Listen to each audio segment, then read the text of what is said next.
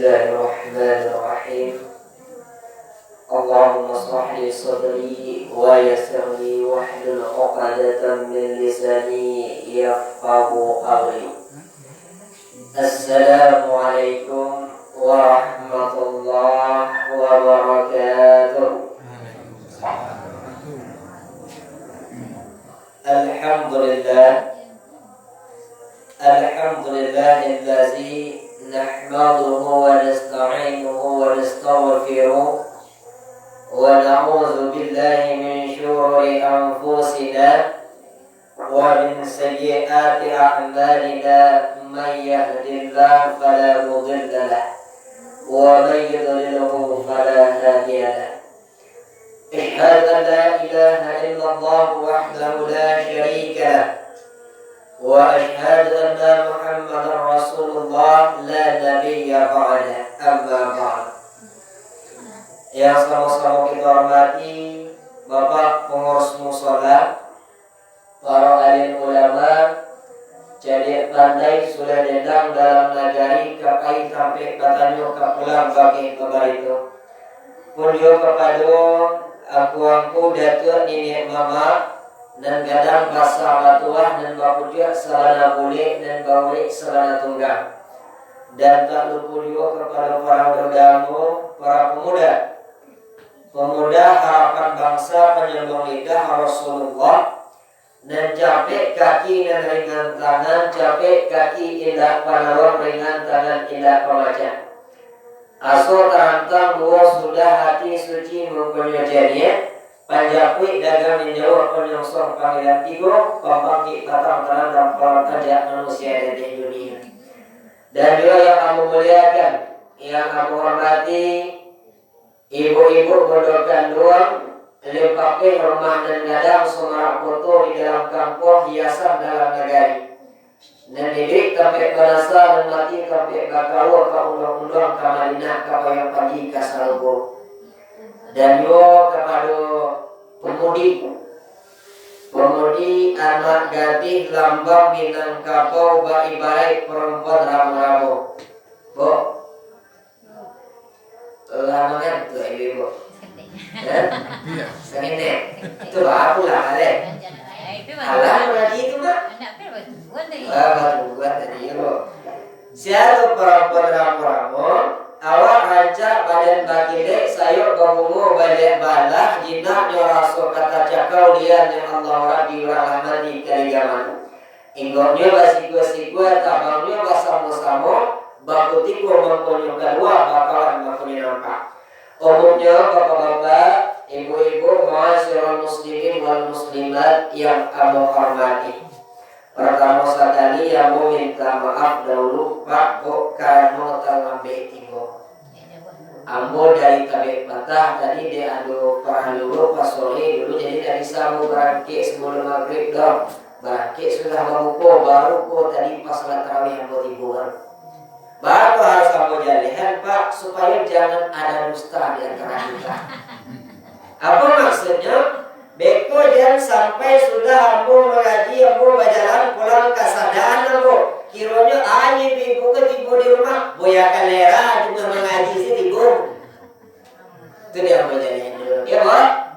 Nah, ma'asyiral muslimin rahimakumullah. Ambo sabananya Pak Bu ndak pandai mengaji Pak. Pengurus dan salah memanggil.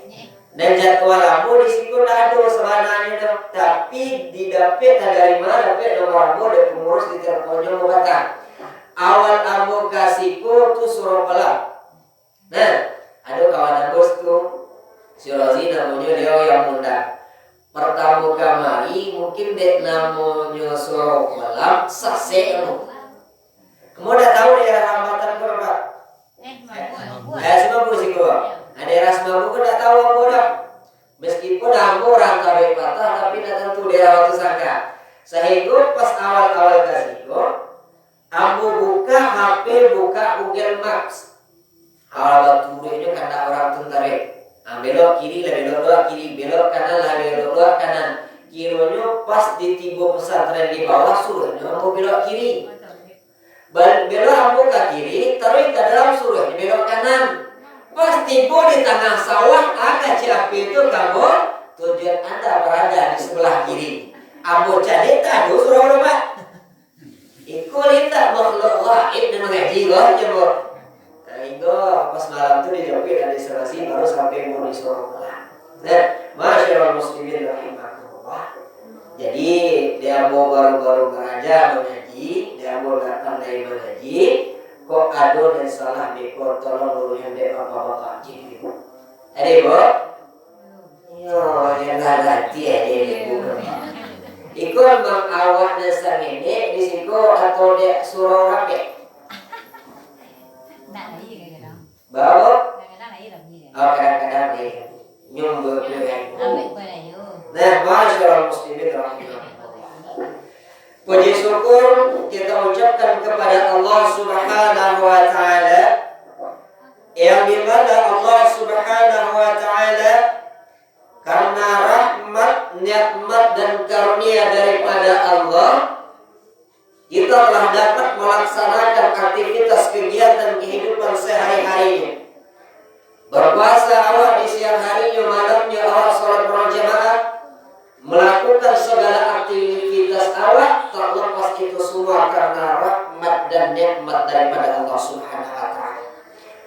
Kalau lalailah nikmat karunia daripada Allah itu awak syukuri, insya Allah akan ditambahkan oleh Allah nikmat tersebut dan akan diberikan keberkahan. Maka kamu punya istilah berupa hidup yang paling bagus itu hidup yang patut kita contoh itu baca do ini tukang parkir. Lain tahu ibu-ibu di tukang parkir. Lain. Wacale tukang parkir kupat. Payawa ke pasar. Payawa ke pasar bawa Honda, bawa tumpangan Honda ke tukang parkir tadi. Pak, iya. Ambo kabalaju ke dalam pasar, ambo titipkan Honda ambo kok. Jadi, kemudian awak pergi ke pasar, masuk ke dalam dibalik sado dan kaparalu. Allah sudah balaju, pulang balik tentu ambil Honda awak cakap balik. Pas ambil Honda awak tadi, Pak, Honda tadi awak bawa ke pasar kumur. Ndak mabandian dong. Banyak kotoran tanah di Honda awak kok. Pas lagi bawa ke pulang ambil Honda kok balik tanya tuh Honda ku lah berhasil. Di lapannya di tukang parkir ku, di barasiannya di tukang parkir tu. Coba nyoba.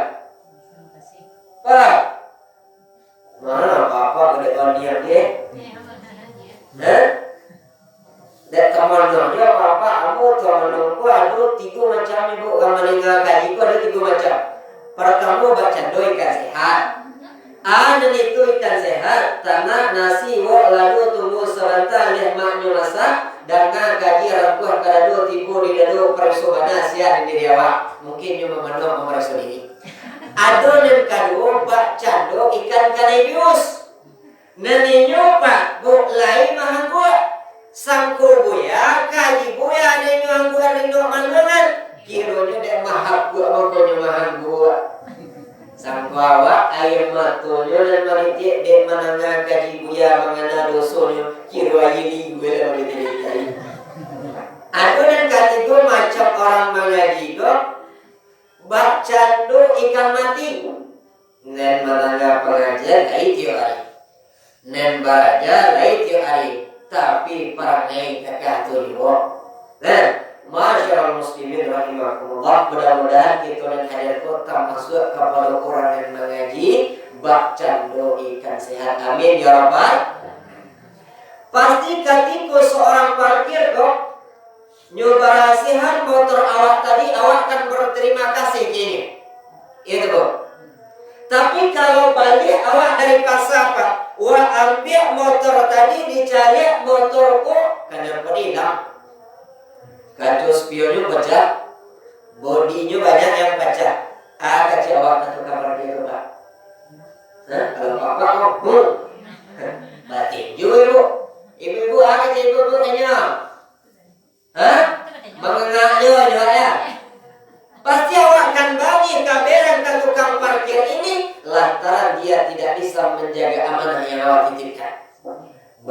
juga perbuatan tasawuf dalamnya. Begitu juga dengan nikmat yang ada pada awak saat sekarang. Baik nikmat kesehatan, kesempatan, harta, pokoknya mulai dari ujung rambut sampai ujung kaki itu tak lain dan tak bukan merupakan titipan daripada Allah. Maka harus awal ya, sesuai dengan amanah orang yang menitip tadi. Tukang parkir tuh banyak otonya, banyak ondanya, ndak sombongnya. Banyak oto, banyak ondanya, beko, payu oto, jondaku, cicik sampai habis, dah tu tinggalin dah menangi. Jadi kok, batu dah menanginya. Dia tak punya, ini banyak ondanya, otonya tadi ndak membuatnya sombong karena dia merasa bahwa barang tersebut merupakan titik. Baik itu harta tu sampai habis, ndak ada tinggalin. Ndak sedihnya karena apa? Karena dia tak merasa memiliki. Jadi mulai dari dia rambut sampai dia kapal. Kalau yus yang awak kalian santian, contohnya kamu pak buk kelemahan dan daya awak punya. Ada? Indah, itu semua merupakan titipan daripada Allah Subhanahu wa Ta'ala. Maka harus kita gunakan sesuai dengan amanah Allah. Wahai hambaku, kuberi engkau kesehatan, gunakanlah untuk beribadah kepadaku, gunakan untuk membantu saudara engkau. Katikulah ya, gunakan nikmat sehat itu sesuai dengan amanahnya Allah. Disitulah la azidannakum, Allah tambah nikmat itu kepada Allah dan Allah tambah berkah. Diberikan awak harta, dititipkan harta oleh Allah Subhanahu wa Ta'ala. Awak gunakan harta itu untuk bantu fakir miskin, membantu pembangunan musala pondok pesantren, membantu saudara kita yang membutuhkan pertolongan. Insya Allah disitulah letak barakahnya harta. Karena harta kuku pada lalu ada. Yang penting berkah.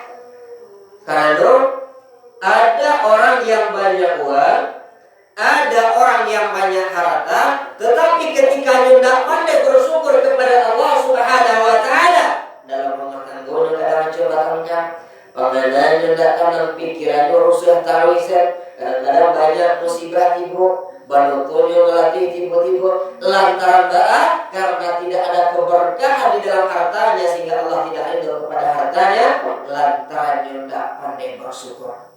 Coba cari dakwah. Ada orang rajin ibadah. Kalau dari segi harta, orangku miskin. Tapi kehidupan orangku senang sibuk. Yang ingin nyobali cukup si hartanya. Teragak nyobali anda cukup. Teragak nyobai kain cukup lantaran doa karena bersyukur nikmat itu menimbulkan berkah. Iya dong. Iya. Kalau bersyukur ini ditambah oleh Allah. Ayatnya la in syakartum la azidannakum wa la in kafartum inna azabi lasadid. Kalau awak syukuri pasti ditambah, kalau awak ingkar sungguhnya azab Allah sangat pedih. Dapat piti bali onda cepat disyukuri ditambah. Dapat piti pembali tubuh disyukuri ditambah. Dapat ini cepat disyukuri ditambah. Bagi kira-kira ibu. Batu dapat juga mensyukuri dia. Tapi tadi kaji ayat la in syakartum la azidannakum. Kalau awak syukuri ditambah. Artinya bahwa ketika nikmat rumah tangga itu disyukuri oleh seorang suami, Allah berikan keberkahan dalam rumah tangga. Kau yang awak bahas ini yang bertanya tadi kau dah butuh yang mana telepon ambo. Bertanya tentang kalian apa yang alun-alun di suami orang mengaji di situ leda. Itu kewajiban suami istri lah doa lain. Itu bawa judul lain dari kata. Nah, masyaallah muslimin rahimakumullah. Setiap manusia hakikat daripada tujuan hidupnya adalah mencari kebahagiaan di samping mencari ridha Allah. Iya dong. Iya.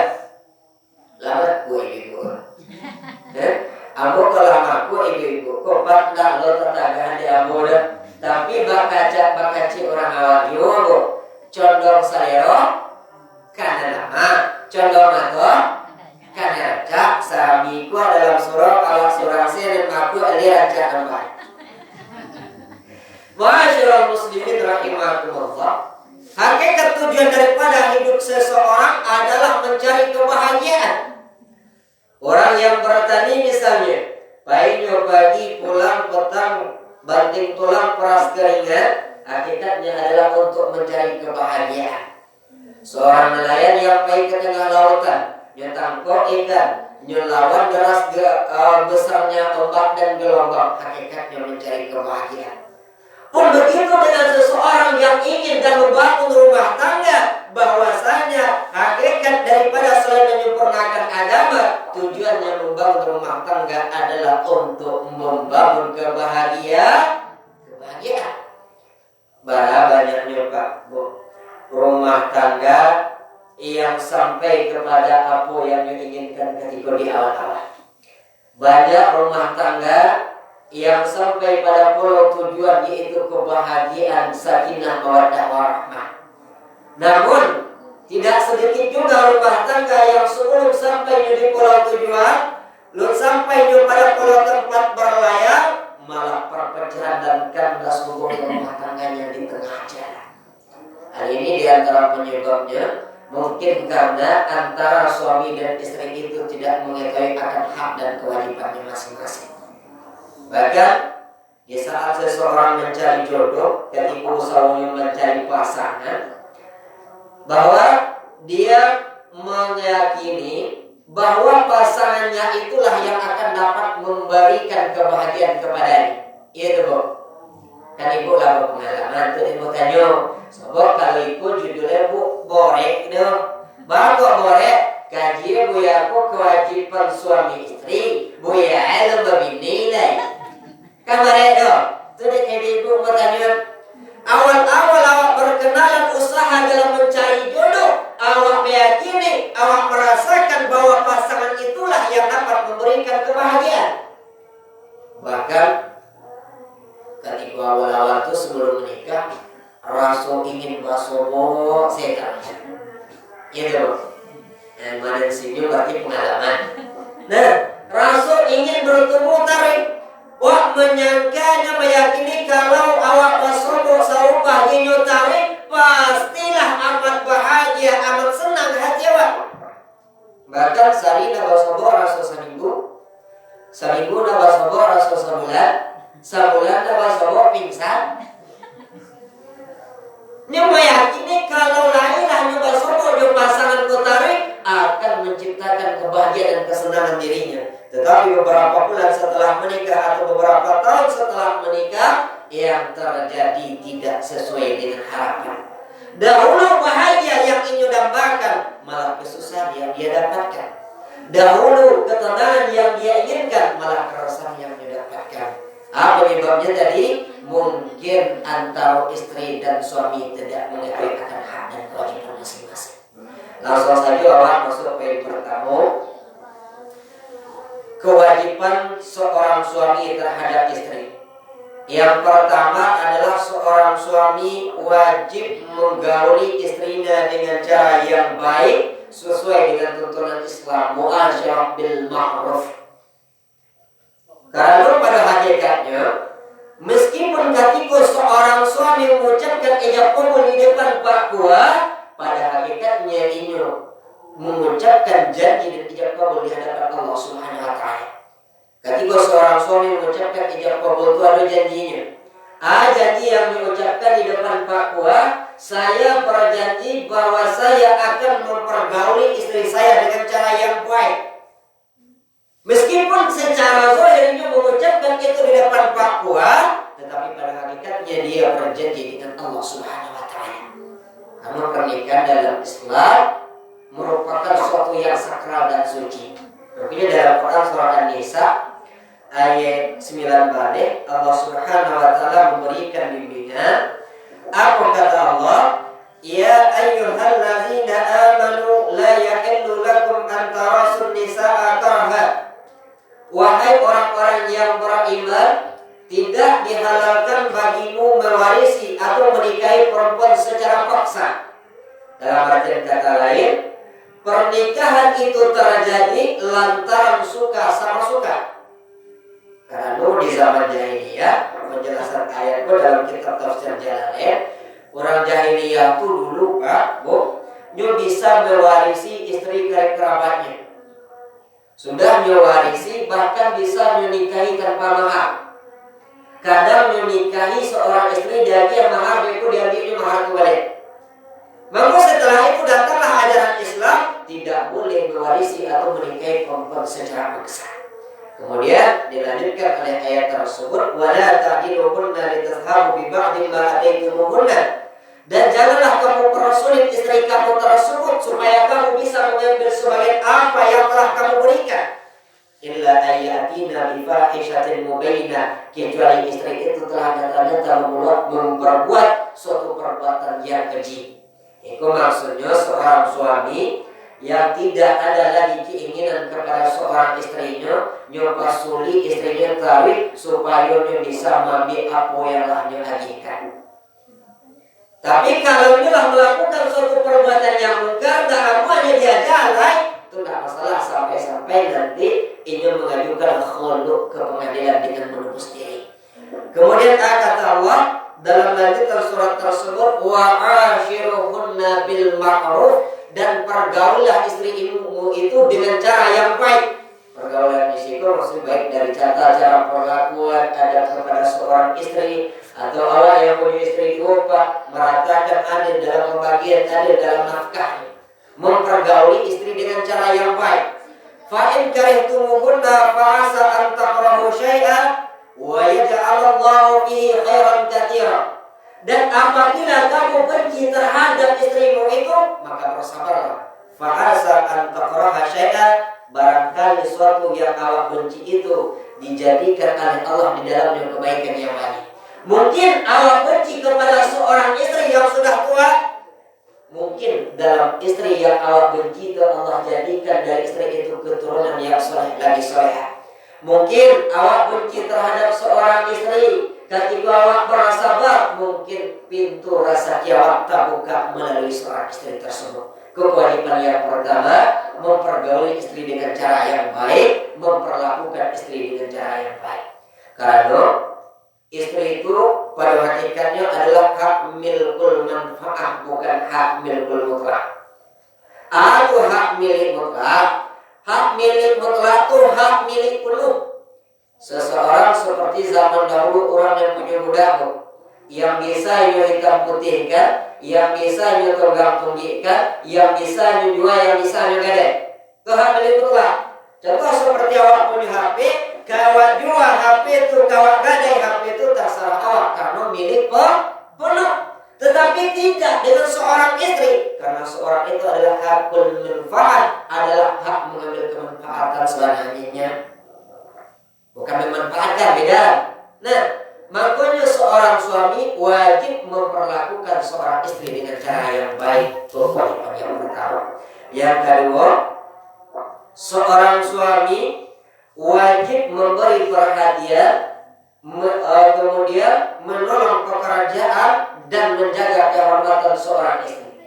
Memberi perhatian meskipun di hal-hal yang kecil, Pak, tapi ketika seorang perempuan, seorang istri diberikan perhatian di masalah yang kecil, maka hatinya sangat senang dan gembira. Karena ketika seorang suami tidak lagi memperhatikan seorang istri pun akan batingkah sama maunya sajanya. Di suatu ketika zaman Rasulullah, seorang yang bernama Salman Al-Farisi punya adik perempuan yang dinikahkan dengan Alizah Al-Ghifari.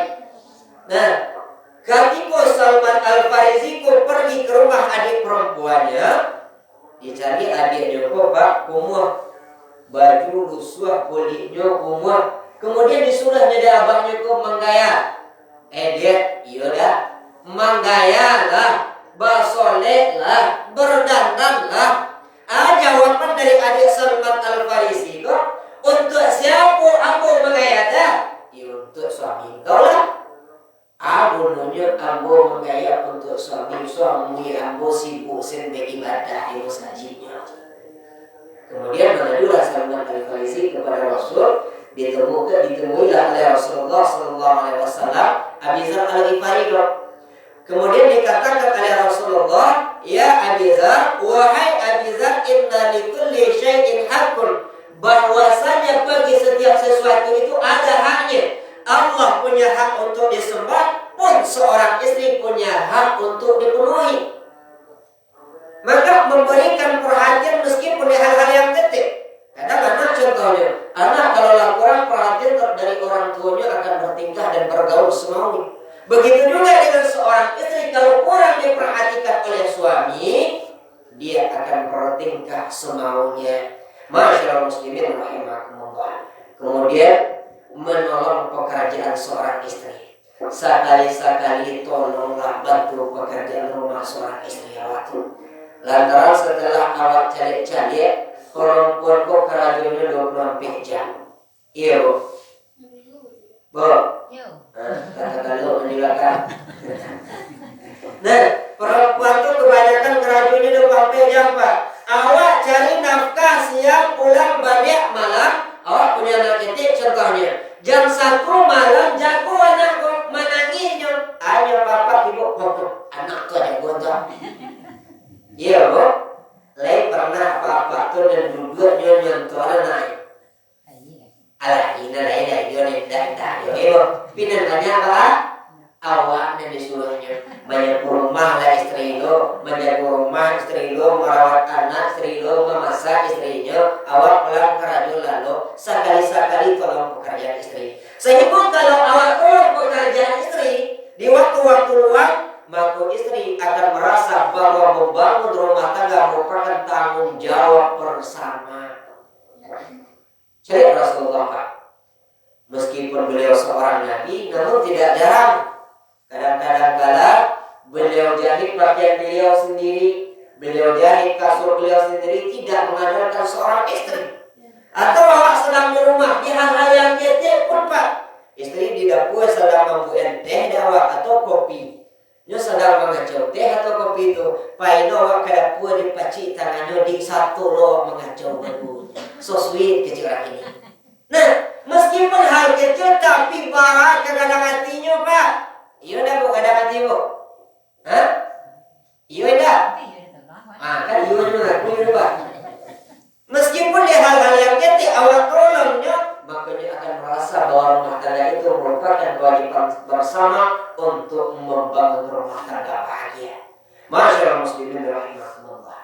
Kemudian menjaga kehormatan seorang istri dalam artian kata menutup aib dan kekurangan seorang istri. Kadang awak ibu-ibu, ibu awak apa-apa aku duduk dia tahu. Nah, boleh cari gotanya lain, dia tanya bininya. Kenapa Pak? Kenapa? Ini pengujian dulu. Oh, namanya. Ada yang ada bahan yang kelihatan. Bini yang mungkin menggaya dia ada ya. Masaknya dibiasa sama lama asin terigil. Kok dapet kawan yang agak kurang ajar itu hanya ganti lah lagi. Ada terjadi perpecahan di dalam rumah tangga. Karena seorang istri itu adalah kunna libasul lakum wa antum libasul lahunna. Istri merupakan pakaian bagi seorang laki-laki, pun laki-laki merupakan pakaian bagi seorang perempuan. Bahaya awak merapikan, merawat pakaian awak, menjaga pakaian awak supaya jangan tercela di mata orang lain. Seperti itu juga menjaga kehormatan seorang istri. Nah, yang kemana Ibu? Ketiga. Ketiga apa? Nah, itu kali mantap bawah namanya Ibu. Tapi ketiga tidak bawah. Yang ketiga. Apa tak kagak pulang apa ada tapi gitu. Nah, yang ketiga adalah seorang suami tidak boleh berkata kasar. Yang dimana seorang suami wajib berkata lemah lembut terhadap seorang istri. Meskipun awak sedang pergi, maka keluarkan ucapan kata-kata yang baik. Kata Rasulullah SAW dalam hadis riwayat Al-Imam At-Tirmidzi dari Ibunda Aisyah radhiyallahu anha, wa qala sallallahu alaihi wasallam, dan telah bersabda Nabi Muhammad sallallahu alaihi wasallam, aku kata beliau, inna min akmalil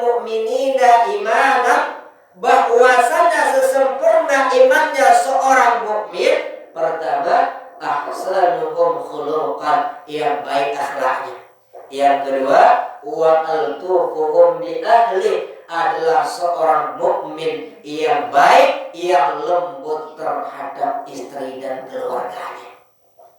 Coba contoh Rasulullah. Laqad kana lakum fi Rasulillahi uswatun hasanah. Telah ada pada diri Rasulullah SAW itu contoh suri teladan yang baik bagi kita. Berarti kehidupan rumah tangga Rasul, bagaimana Rasulullah membangun rumah tangga yang bahagia. Dalam hal panggilan misalnya, cari barakah romantisannya Rasul tuh. Kalau di perperangan, Pak, orang yang paling ganas nyumpang 5 perang itu Rasulullah. Masalah agama paling tegas. Tetapi ketika di rumah tangga beliau adalah orang yang paling lembut dan mesra terhadap keluarga. Kayak Ibunda Siti Aisyah dipanggil di Rasulullah dengan panggilan ya Umairah. Umairah itu artinya dari kalimat ahmar dan kemerah-merahan. Karena wajah Ibunda Siti Aisyah itu putih kemerah-merahan. Dipanggil Ibunda Siti Aisyah dari Rasulullah, ya Umairah, ta'al, wahai dan kemerah-merahan, kamarilah. Barangkali senang hati seorang istri baku. Jujur tapi membuat hati seorang istri senang. Kadang dulu orang yang terlalu jujur tapi menyakitkan. Mantang-mantang bini hitam aja ya hajar aswad. Lihat tahu ibu arti hajar aswad? Hajar batu aswad hitam, air tulen hitam, kemarilah. Dari segi panggilan Pak, memang kecil, mudah memang, tetapi amat besar manfaatnya dan gunanya di dalam menciptakan rumah tangga yang bahagia. Awal-awal dulu seorang suami istri misalnya, awal-awal kenal, panggilannya iya. Iya deh. Punya anak apa sudah menikah masih bagus panggilannya kakak. Nah, punya anak cie apa anak-anak. Punya anak dua apa pacar. Punya anak tiga sampai minggu apa yang tinggal pajak Tuhan. Panggilan ini mengalami perubahan yang juga besar pengaruhnya dan akibatnya di dalam membangun mahlegi menciptakan mahlegi rumah tangga bahagia. Ataupun seorang suami ketika menikah, perhatiannya bukan main tiup soal tadi tanya nyawa ala makan dia.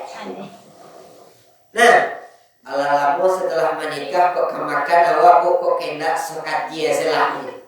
Kok kalitaannya nak mohnya makannya, nak matinya, nak sakit. Nah, ataupun ketika awal menikah panggilannya kamai suamiku, kamai istriku, pai baru wajah istri. Berjalan selalu bergandengan tangan, diajak istri pai beralik, capek pai baru pai beralik, pai berpulang beralik, bini tak jatuh sakit, khawatirnya bukan main, hati-hati ya. Tapi setelah beberapa tahun setelah punya anak 5, ani pindah beralik lah dulu sila. Beko pulang beralik mengadu bininya. Dah kamu terjatuh tadi menganak tidak berjalan. Kamu betul. Nah, panggilan ini mengalami perubahan yang juga besar akibatnya dan pengaruhnya terhadap membangun rumah tangga mahlegi bahagia. Karena seorang perempuan tuh Pak akan lebih tersentuh dengan kata-kata. Ya Bu, ibu dulu ambo jawab apa kok kan dek kata-kata mulut manisnya sakit hujan. Iya dah. Anu kawan untuk adik apa dan kenda. Laut akan mudah seberani, gunung akan mudah daki, dunia milik kita berdua. Tuh awak menumpangnya.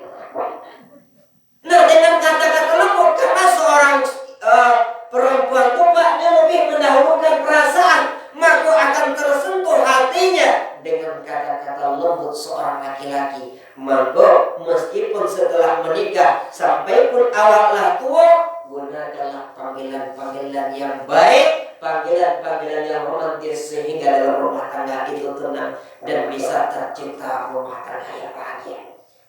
Bahkan berkata lembut tuh Pak, dalam masalah bangih misalnya, harus juga dengan kata yang lembut, tidak boleh langsung pakai kata-kata kerek. Makanya agama memberikan metode cara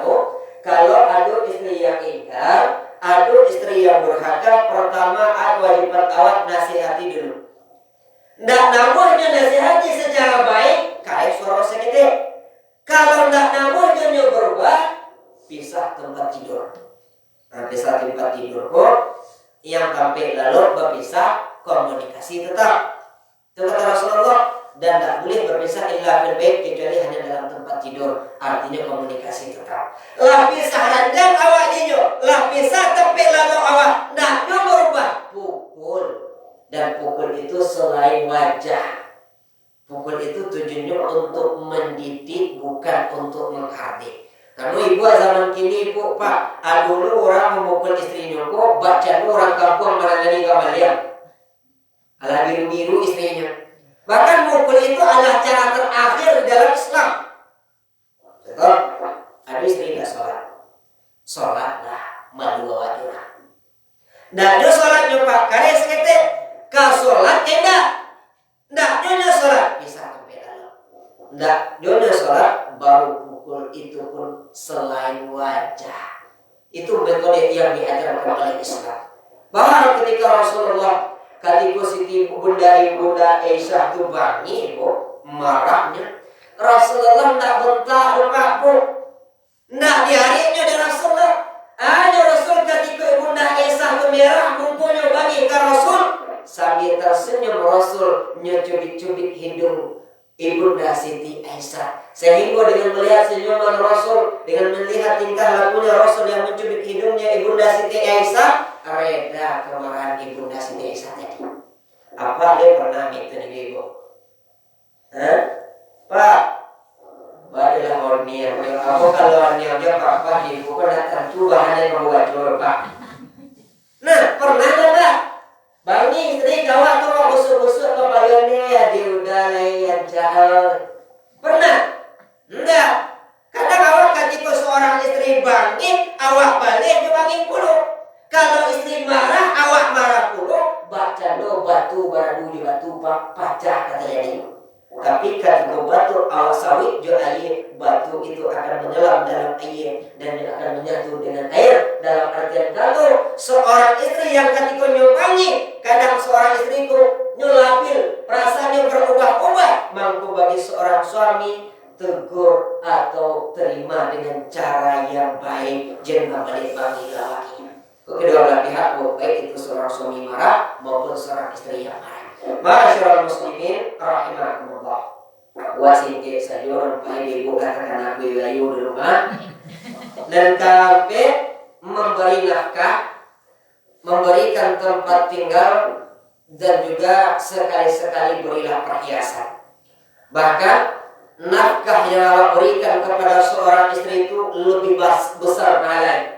Kata Rasulullah, dinarun anfaqatahu fi sabilillah, uang yang engkau infakkan untuk orang yang berjuang di jalan Allah, wa dinarun anfaqtahu ala raqabatin, dan uang yang engkau infakkan untuk memerdekakan budak, wa dinarun tasaddaqta ala miskin, dan uang yang engkau sedekahkan untuk fakir miskin, wa dinarun anfaqtahu ala ahlik, dan uang yang engkau nafkahkan untuk keluarga atau istrimu itu, a'zamuha ajran, itu lebih besar pahalanya. Kemudian memberikan tempat tinggal semampu awak. Sekali-sekali belikanlah beliau perhiasan. Ma'asyiral muslimin rahimakumullah.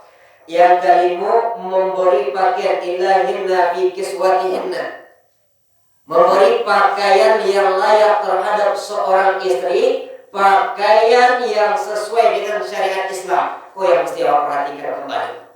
Bahwa itu karena ya ayyuhalladzina amanu qu anfusakum wa ahlikum nar. Dalam Quran surat Al-Tahrim.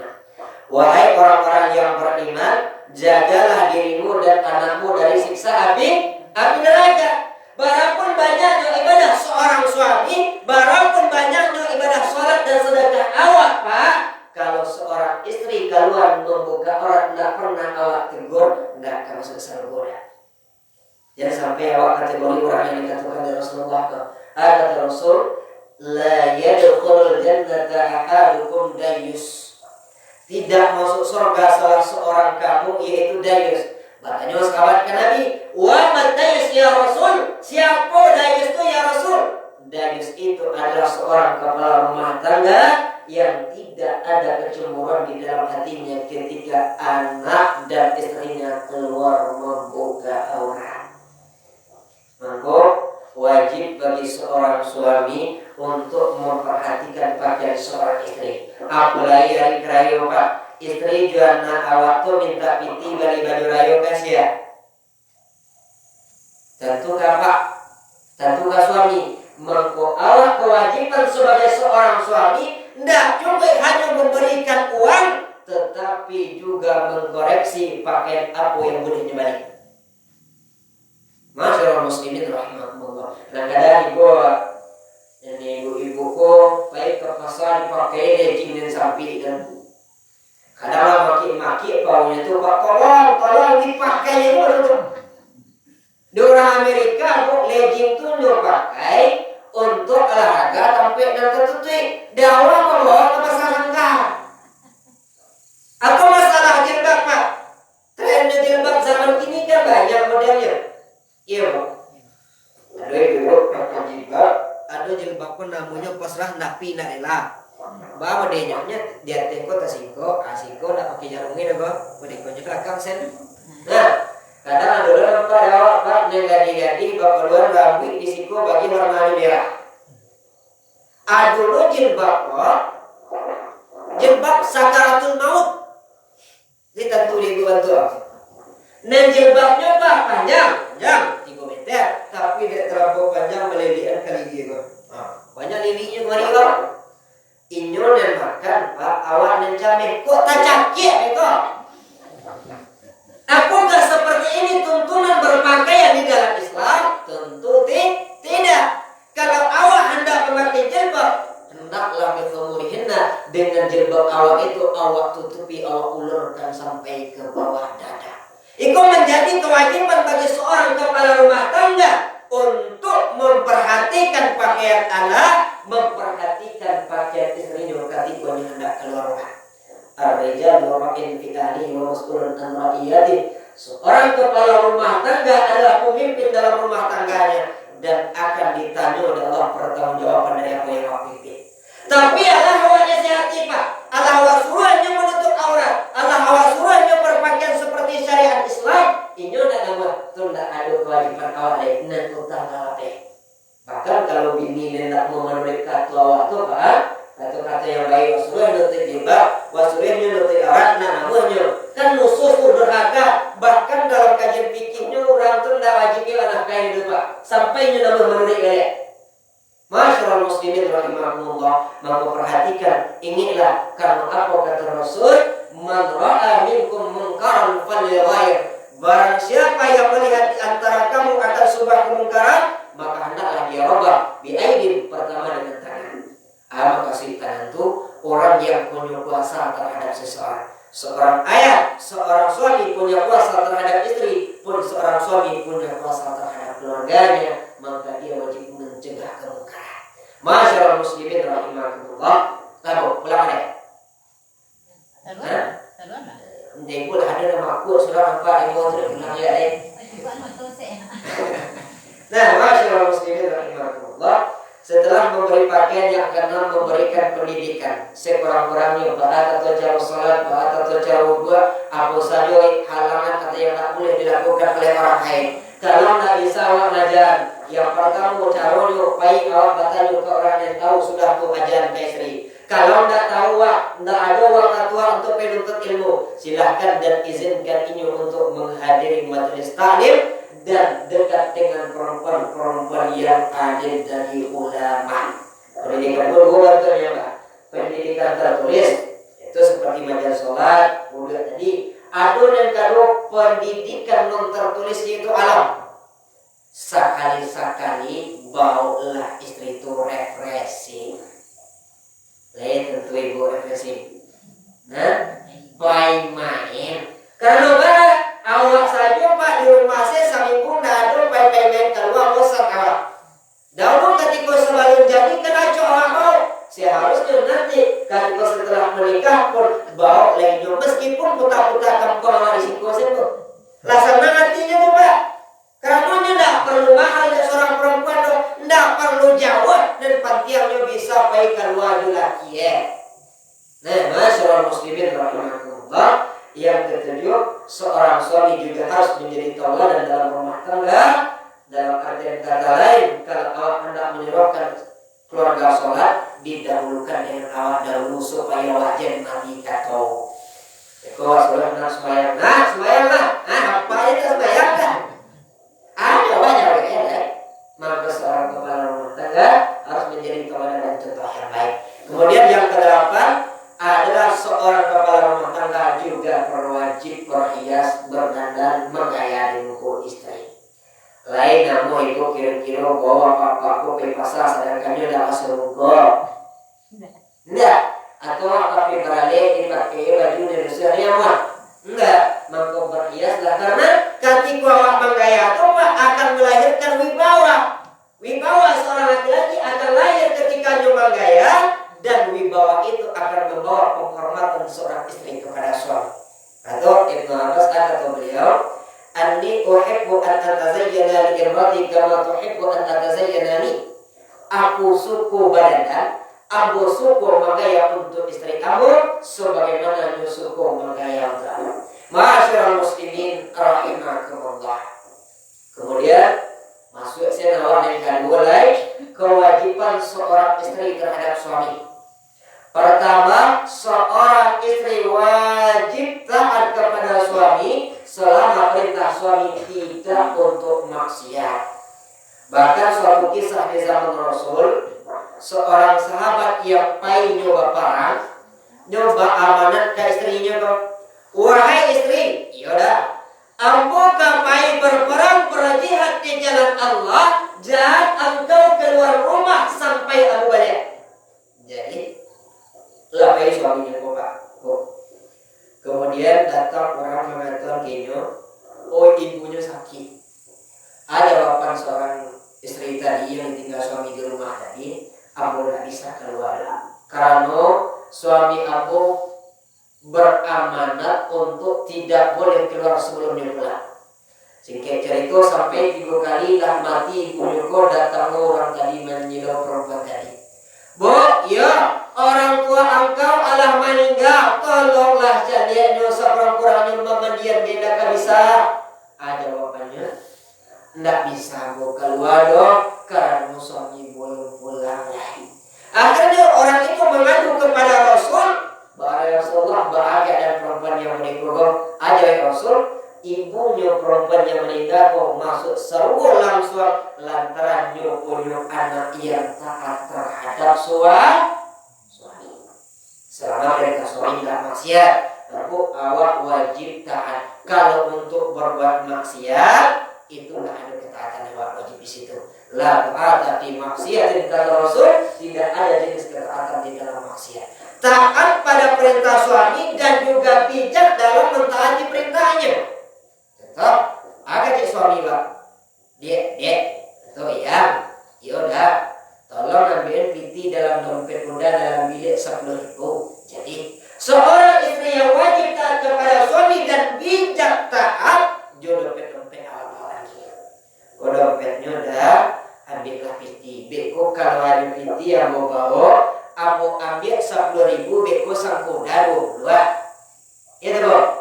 Kadang-kadang ada loh, laki mandi, dompet laki acak-acakan. Ada itu. Maka seorang istri pun harus bijak di dalam mentaati perintah seorang suami. Itu yang kewajiban yang pertama.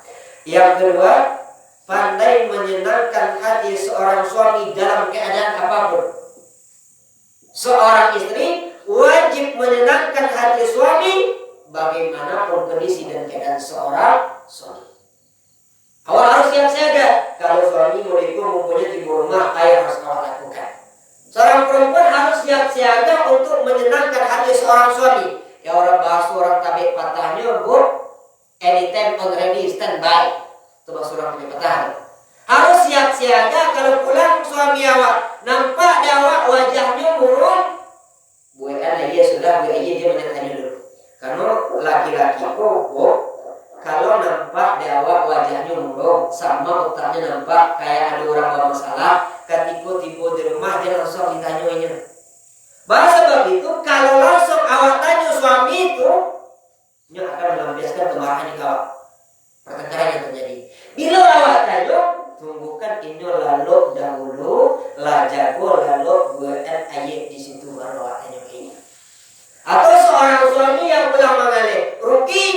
seorang istri harus melakukan kewajiban menyenangkan suami. Wajar dah, yang namanya kehidupan bapulta kadang untung kadang rugi.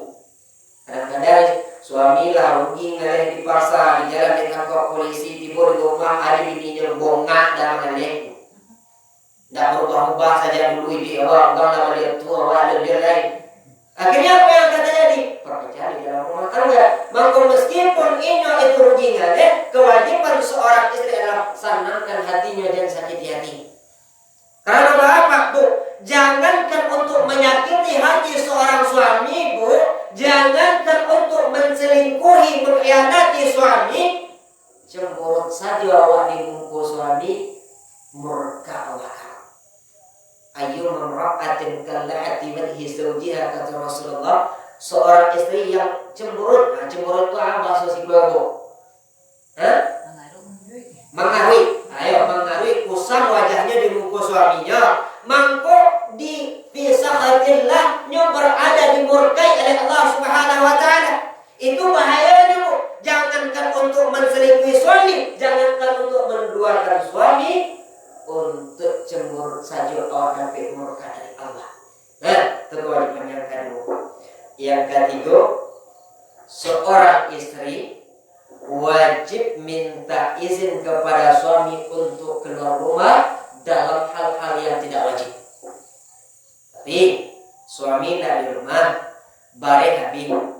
Bare itu kan makanan pokok, makan tuh kalau nggak makan mati wah. Jadi wajib wah kan. Untuk perkara membeli barang itu tidak perlu izin doang, walaupun tidak di rumah. Tapi kalau untuk perkara yang berubah, baik arisan, baik beralih dan lain sebagainya, wajib seorang istri izin terhadap suami. Bahkan ketika kata Rasulullah, seorang istri yang keluar rumah tanpa izin dari suaminya, dan dia berhias keluar rumah tanpa suami dan tanpa izin, dilaknat oleh malaikat dan juga dilaknat oleh seluruh makhluk yang terkena cahaya matahari. Mulai dari tumbuhan sampai ikan di laut, Bu, dilaknatnya awak sampai awak balik pulang. Lantaran bara, lantaran keluar rumah tidak izin pada suami. Itu keluar rumah. Kalau zaman kini banyak macamnya, Pak. Ada yang paling bahaya. Dan ini di rumah saja, pengenanya tiba di luar. Atau sosial media. Ibu-ibu siko ada yang pakai FB. Lain dah? Alhamdulillah. Karena kadang di FB itu nyubuh FB seharusnya nyuka FB itu izin dulu ke suaminya, karena di siko mudah terjadinya fitnah. Kadang Pak, awak cari lah di sosial media, lah 80 umurnya pandai no foto selfie di FB, senyum lah tuh. Masya Allah. Betul apa yang terjadi kalau ikut permasalahannya? Awak WFP sedangkan awak balaki, awak post foto surang dan awak post foto laki. Kok ada orang namanya kobek kok awak lun balaki digaduh awak. Atau dan bayunya kecil orang gini, pas awak foto surang, kiranya pas awaknya mantan. Adi lebih raja, adi udah yang tak merubah dari dulu lah. Akhirnya chat-chatan di media sosial, di WA, WhatsApp dan lain sebagainya. Akhirnya Mbak Kecil anak ini terjadi CLBK, cinta lama bersemi kembali. Yang pada akhirnya hal ini akan merusak rumah tangga. Suami hatinya tidak tenang sampai akhirnya terjadi perceraian dan pertengkaran rumah tangga yang berakibatnya nanti kalah. Maka kok ada lo yang ingin pakai sosial media, izinlah ke suami dulu supaya dalam rumah tangga itu tidak terjadi perpecahan. Kok kamu post foto di sosial media tuh, postlah foto rami-rami atau foto wajah suami awak supaya orang tidak salah sangka bahwa suami awak masih ngajar. Jadi Bu, nah masyarakat muslimin rahimakumullah, yang baru al-lukul wadiyah. Yang kampe seorang istri wajib berhias untuk seorang suami. Yang kelima pandai menata rumah. Sedikit saja. Menata rumah kok maksudnya membahagiakan rumah dan menempatkan sesuatu pada tempatnya. Tidak perlu rumah dan untuk kemegahan dan untuk kesenangan. Biarlah rumah ketik, tapi ketika seorang istri pandai menata rumah, nanti suami pulang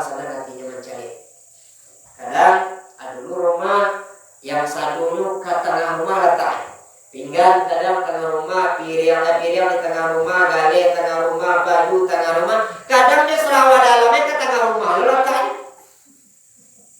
Ibu bayangannya lah aduh ya begitu. Bino berasianya dari istriku. Kalau ada orang yang katibu itu tak kaja-kajaan memberasiah. Di mana kamu suami awak? Di mana kamu namanya? Nggak kasaki hati suami awak mencelik model itu lantaran tidak pandai menata rumah sedangkan inilah baik untuk bekerja mencari nafkah memenuhi kebutuhan awak. Masyaallah muslimin rahimakumullah, itulah 5 kewajiban istri terhadap seorang suami. Maka perhatikan jaga rumah tangga awak jangan sampai berpecah belah.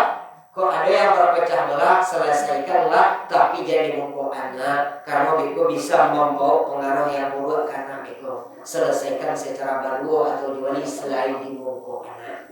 Kemudian yang terakhir, perbanyaklah amal ibadah, istiqomah lawak ibadah sampai nanti akhir hayat awak. Karena kesuksesan awak dalam Ramadan kau dilihat nanti setelah Ramadan. Dalam Ramadan awak rajin ke mushola, kalau sudah Ramadan tidak pernah ke mushola, berarti ibadah selama Ramadan awak ada gunanya. Ya, perbanyak amal. Kalau tidak dari kini kita beramal video itu, iya tu bu.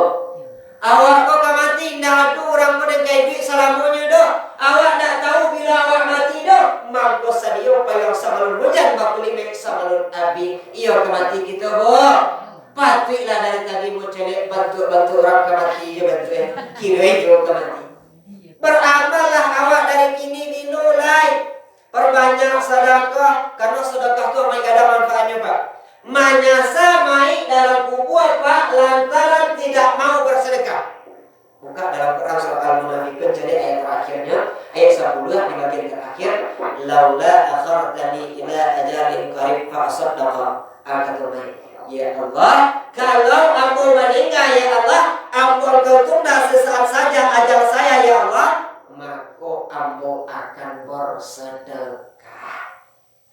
Kalau aku bunuhkan untuk hal-hal yang baik, kalau harta yang banyak, mobil yang banyak, kalau dapat gunakan untuk membantu agama Allah, tidak akan ada gunanya. Iya tuh, ambo contoh aja. Ambo punya raja. Aku gunung untuk pergi mengaji, aku gunung untuk pergi sekolah dan sebagainya. Kebetulan sudah mengaji di siku aku sakit. Diantarlah aku jodoh aku ke rumah sakit. Pas sampai di rumah sakit, kemudian sepanjang jalan malam sakit jauh mata orang di mana tiba mencabik aku meninggal. Lain jodoh rancang aku tunggu pulang. Apa salahnya orang yang mantan Pak? Ngeceknya ke dokter, Pak dokter, udah mau jodoh pelahnya pulang, untuk kuenya memboli, duduk ada di bungku. Tak ada yang kalau ngecek itu dulu. Oh, dah pandai duduk kabean kayak aku kalau mati itu deh kabean orang nak wangi ya. Jawab pulang. Ambulan jodoh ndak bangku. Tak mainan sampai ribu di dalam tak mainan kanan ribu. Tiba di rumah beko Pak. Rumah kan awak gue tadi gak jasa kini negi Allah. Istrinya terancam wajah cincin tu keciknya kubuan lalai ni cakko mati lain. Iya bo. Aku ini nanti baca sudah pak kubuan lalai itu lah macam mana cakko mati udah ambo lalai kubuan lah. Padahal rumahnya membe awak Pak. Banyak orang yang datang lain tapi satu menangis dan sakit mati tamam daripada diri suara. Kalau mati ada orang awak.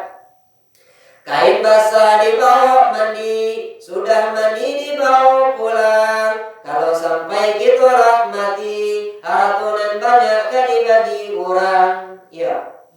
Kain basah dibawa mandi, sudah mandi dibawa pulang. Kalau sampai ibu-ibu dahulu mati, apa-apa diam di orang. Iya, Bu. Kadang-kadang ide juga baru ada semuanya kawan. Nah, maka persiapkanlah amal ibadah awak sebelum awak meninggal. Rabbana absarna wa sami'na farji'na na'mal shalihan dalam Quran surah As-Sajdah. Ya Allah, menyasami dalam kubur kecil baik, yalah kami cari ya. Yalah kami cari azab Engkau ya Allah. Yalah kami dana ya Allah, farji'na na'mal shalihan. Bagian kami ke dunia ya Allah, maka kami akan beramal soleh, tetapi tidak bisa balik lagi karena Allah Ta'ala be. Ya Bu, Perbanyaklah amal ibadah, laksanakan sholat, karena sholat itu merupakan tiang daripada agama. Layang-layang kabang melayang, sugi-sugi pamagabani, beruntung orang yang sumbayang, hati suci mempunyai jani. Itu bu, tapi namanya masalah. Layang-layang kabang melayang, sugi-sugi pamagabani, banyak cilaku orang yang sumbayang, hati sakit muncul pedih. Deba, kadang nyelai sumbayang, tetapi dia tetap ada persatuan. Kalau ingin awak selamat dunia dan akhirat, dan tiga perhatikan bedanya. Hubungan dengan Allah adalah ibadah. Yang kedua, hubungan kepada sesama manusia, ya, yang kau harus diperhatikan. Karena di akhir ketika setelah Nabi Sholat Idul Fitri berdoa, Jibril alaihissalam wasingke saja doanya bu Pak. Pertama, ya Allah, jangan engkau terima puasanya anak yang berhak ke orang tua. Yang kedua, jangan engkau terima puasanya istri yang berhak kepada suami. Yang ketiga, jangan engkau terima puasanya seorang saudara yang tidak memaafkan saudaranya. Dan yang dalam arti kata lain, orang yang memutuskan tali persaudaraan. Pada Allah yang tiga kok, insya Allah akan dapat awak keberkahan dan ridha Allah. Mungkin hanya sekian yang aku sampaikan pada kesempatan kali ini. Terlebih dan terkurang aku mohon maaf. Kau ada kata-kata aku Pak dan tak terletak pada tampiknya. Besok aku sekali ke suaraku baru lunak nyabu karibnya orang sikot. Tolong dimaafkan. Dia bu, dan rancang-rancang sibuk pulang dan buru-buru tinggal. Jadi sebetulnya boleh sembilan. Nah, kok ado dan buruak campakan. Ndak namun ini dicampan bawa pulang Pak, kalian lubang masuk ke dalam. Ndak jadi namun tercampak Pak, gandangan dari lubang sakit, jo awak-awak masuk ke dalam. Insyaallah hilang dari itu. Billahi taufik. Assalamualaikum warahmatullahi wabarakatuh.